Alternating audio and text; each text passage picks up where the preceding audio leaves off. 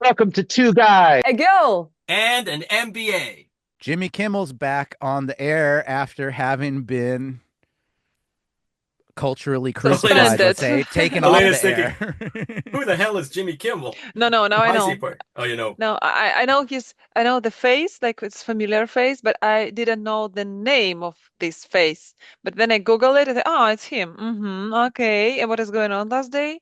So for me, it's like, oh, I'm not care. I don't care. Like for me, it's just like because I didn't used to show to see his shows and everything. So for me, it's just somebody somewhere. What did You he know how you specifically say that got him kicked off the air? I read the thing about Disney said they took him off because of what he said, and they well, Hmm. were worried about he it, and then they had a he chat talked with about him, and then they let him back. let him back. Yeah, he okay, so let me just say this. You know who Jimmy Kimmel is, who he is now? It's like he's pretending like he is the Google of morality. Like you Google stuff to find out how to fix your washing machine. Now Jimmy Kimmel supposedly now is like the moral compass of the entire planet. The guy who had strippers on his show before. This guy. This is the guy? Okay. So he's a I don't think they comedian. were That's strippers; who they were just girls in bikinis bouncing on trampolines. eventually they'll I mean, They became strippers. yeah, I mean it's a first step for that, I Slippery think. But slope. what he did, he took a political perspective as a comedian, and he said something about the guy who shot Charlie Kirk as being MAGA, and implying he was on Trump's side. And why is that funny? Like, what? I mean, how does a comedian get on air and start, leaning towards an ideology? I don't think that was an appropriate thing, and I think his ratings have been tanking. I think we showed the chart of his ratings. Um, Not doing well, but at the same time, he keeps straying into areas. I don't know if you know George Carlin, who I never was a fan of his comedy when he was, but he would be satirical about everybody, each side of things, and he'd make comments overall as a comedian, not political stuff. So that's why I think he got kicked off. He was just going too far into the politics, and I don't understand why you have to do it. Johnny Carson and all these people never did it. This old school stuff. David Letterman doesn't do it. Well, he does it now, but he didn't do it.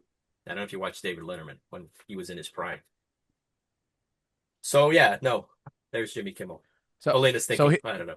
So here's the quote. We hit some new lows over the weekend with the MAGA gang desperately trying to characterize this kid who murdered Charlie Kirk as anything other than one of them and doing Wait, wait, everything they wait. can Is the laugh track coming now? Does the laugh track come in now? doing everything they can to score political points from it.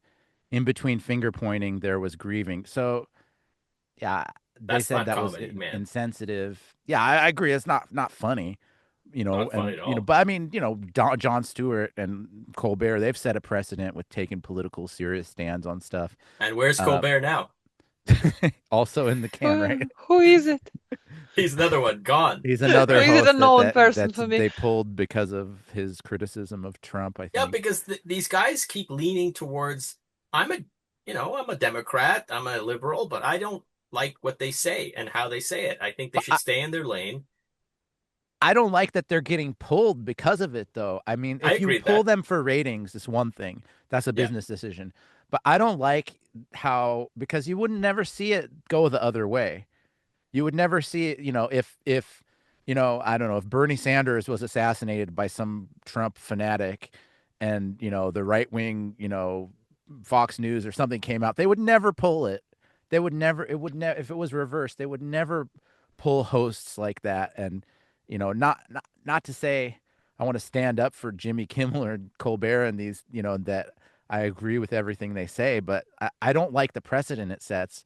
Like corporations are making decisions that are basically censoring these people that it what is that what's the signal to the rest of the society in the world like if you say the wrong thing you can get fired even if you're a famous DJ or late night talk show host. I think I think the problem is there's a vacuum in standards of free speech. And because of the vacuum, everybody's just making up their own thing. And no one on either side who has an ideology is staying in the middle saying, listen, I don't agree what he said, but he has the right to say it. They should say that on the right. And the left should say the same thing. It's like, listen, I don't agree with what you're saying. You have the right to say it, but you know what? Being political, is not helping our cause here. I mean, everybody's taking a camp and there's no adult in the room. And I There's nobody before there. social media, this would have never happened because like you watch Jay Leno and whatever from years ago, they made Hmm. crazy Not jokes and stuff. political though. Not No, they did get biased they political, would get but political and not on one side or but the you other. didn't have this huge immense feedback loop of social media where they say it and then it goes viral and then everyone hears about it. They said it in their lane and to their audience and then it was over. Then the next night happened. Now it's everything social. They A say it big and now it's village back again. yeah, now it's there forever. And I then you mean, I get used this whole the algorithm picks up all the negative comments and then the Hmm. algorithm spirals it out of control and then people get very on one side or the other and they have these crazy arguments. We've all been in those. I cut those crazy trains off nowadays, but like before I knew about the algorithm, you let it get the Algorithm, best of and you. you shouldn't forget about bot farms. Yeah, It's as well. platforms. and now even these bot farms could be again back to AI.